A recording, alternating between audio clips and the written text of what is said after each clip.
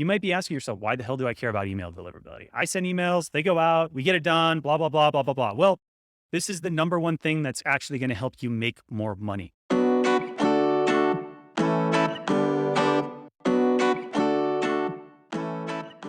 What's happening, everyone? Mark Militan here. I'm the founder of Breadloaf, Retention Labs, and Brand Marketer. And over the last 7.5, 8 years, my companies have helped direct-to-consumer brands generate over $250 million in revenue. And we've done that by sending over 1 billion emails.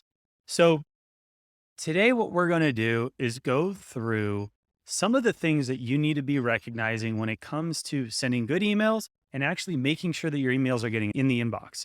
Essentially, we're going to go over how to fix your email deliverability. Now, you might be asking yourself, why the hell do I care about email deliverability? I send emails, they go out, we get it done, blah, blah, blah, blah, blah, blah. Well, this is the number one thing that's actually going to help you make more money.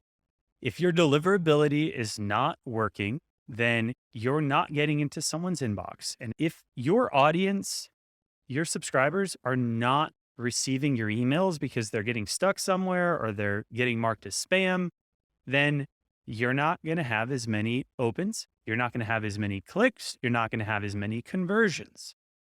It's a basic funnel here, right? So that's why it's important. We want you to be able to make more money from email, and your deliverability, fixing your deliverability is going to be the number one thing that you can do to fix that and implement it. Everything that we're going to go over right now are things you can take notes on, rewatch this video, and actually go out and implement on your own. So the first thing we're going to talk about is going and using a tool called MX Toolbox. MX Toolbox is there's a free version. You don't need the paid version side of things. I want you to go to it, type in your domain, and I want you to just evaluate your domain. So the first thing it's going to do is it's going to let you know if you're on any blacklists. Blacklists essentially mean that you've been doing a couple of naughty things that you shouldn't have been doing when it came to sending emails. You have a high spam rate, high unsubscribe rate. Your emails look like spammy. Maybe you're using specific words that look spammy. And just overall, Gmail, Outlook, Yahoo, all of the email providers are evaluating you and saying, hey, this guy's a little sketchy, and we're going to blacklist him, or we're going to put him into a folder that he doesn't want to be in. So the first thing you want to do, go through it, check that. Chances are you're not on a blacklist, but this is a good thing to evaluate and just to make sure that you're constantly looking at over time, because things can happen and you want to make sure you can evaluate it right. So that's the number one thing right there. Once you're there, you're going to want to make sure that you have 3 records associated with your domain, right? First one's DKIM, the second one's DMARC, and the third one is SPF. So DKIM stands for Domain Keys Identified Mail. Really doesn't matter. I'm not going to get into the details on what DKIM does. It's essentially one of the multiple internet protocols that's going to evaluate things. DMARC, for your record, stands for Domain-Based Message Authentication, Reporting, and Conformance. And then the third, SPF Record, stands for Sender Policy Framework. These 3 records essentially are protocols built into your DNS and your domain that essentially says to Gmail, Outlook, Yahoo, and the rest of the gang that, hey, this is a real email. It's coming from a real person. It's coming through a real tool. It's coming through a real domain in a real company. That's it. That's pretty much what you want to know there. So you want to make sure that those records are placed there. Now, if you're sending through a shared IP, which I would say most brands, when they launch with Klaviyo or MailChimp or Autopilot or any of these ESPs out there, they're going to be using a shared IP. And a shared IP essentially means that Klaviyo is sending these emails on behalf of you. You get bundled into a specific IP that multiple brands are sending on. Okay, it's important to get your own sending domain as soon as possible. So that leads me to my next point, which is setting up a dedicated sending domain. You might ask yourself, Mark, why do I have to do this? Why is it important? Well, do you want to be sending with dozens, if not hundreds, if not thousands of other brands on the same IP attached to your domain? Chances are no, because who the hell knows what those other brands are doing back there, right? So what you need to do is you need to go in and you need to pick a subdomain, either send.yourbrands.url.com, email dot whatever it is, just pick one. It really doesn't matter. You need to set it up as a sending domain. This is also going to prevent any issues with overall email deliverability to your regular emails that you and your team are using, that you're sending internally and externally. I've actually had clients in the past that have had issues with their regular emails being sent through their G Suite accounts, not delivering properly. And that was caused by this issue. Now, when you're getting started, like let's say if you have not ever sent any emails, you're a fresh domain, whatever it is, and let's say you're starting to ramp up, starting to do some paid, starting to do some sweepstakes, you're generating a list. A good thing to do is once you have that dedicated sending domain set up, or even the regular one, is just to use an IP warming tool. I'll put a link to one or two below in the notes as well that you can have access to. And that's going to help warm up the inbox and just make sure that it looks like it's coming from someone, right? We want to make sure we're playing by all the rules. So get a dedicated sending domain set up. I'm also going to put the notes. I'm going to put a link in the notes to Klaviyo's protocol and kind of, help guide on how to do this directly. I think a lot of you are probably using Klaviyo and it'll be helpful. So I'll have that in there as well. Just follow the steps, go through it, and you can get it done.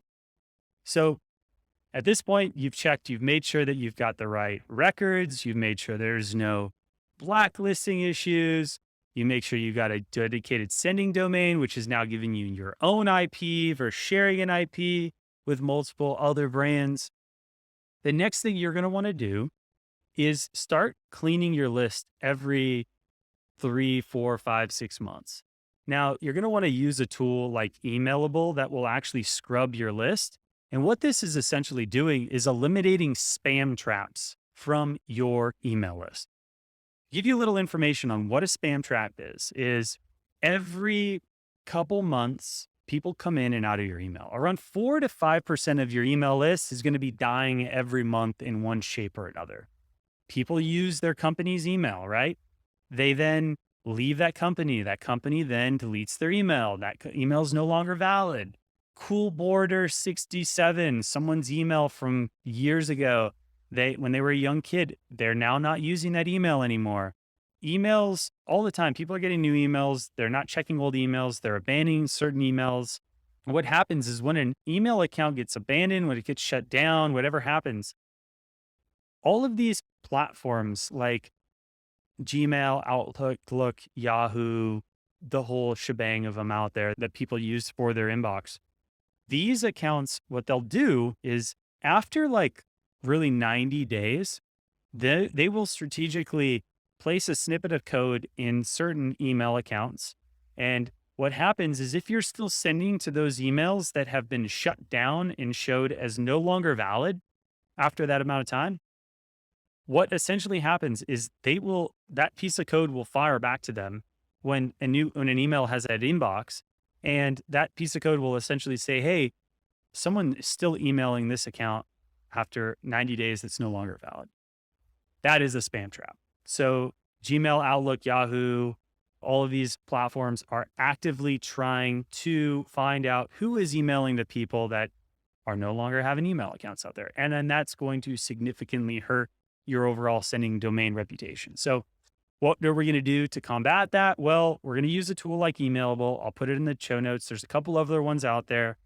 What you do is you upload your email list, and it's going to tell you who not to send to. It's going to tell you what emails are bad, which ones haven't been opened in a while. It's pretty much going to help you scrub that list and make sure you have everything you need dialed in and ready to go for the next send. It's just a common best practice.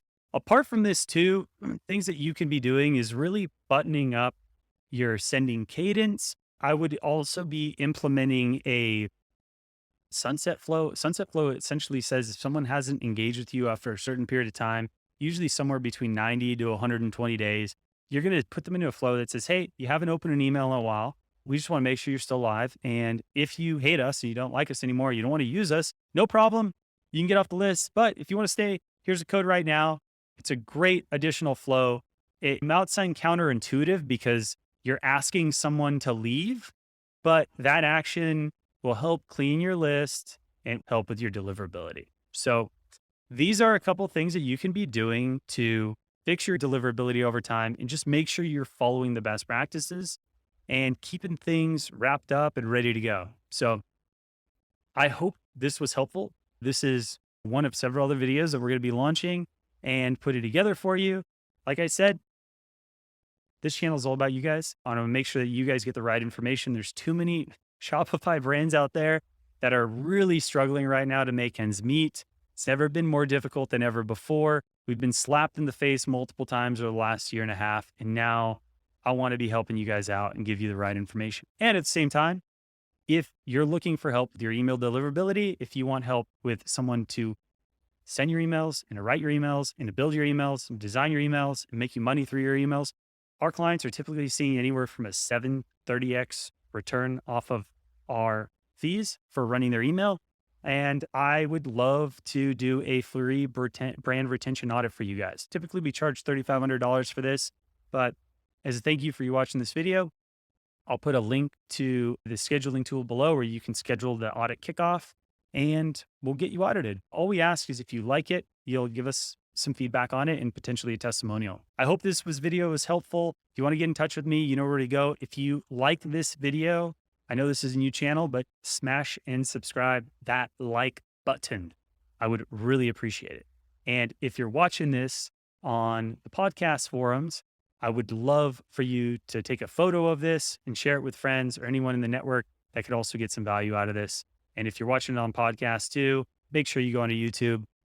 These videos are going back and forth just for whoever works. Some people are more visual. Some people like to listen. But I'm going to finish up. I'm going to stop rambling and I'll see you guys again soon. See you later. Bye.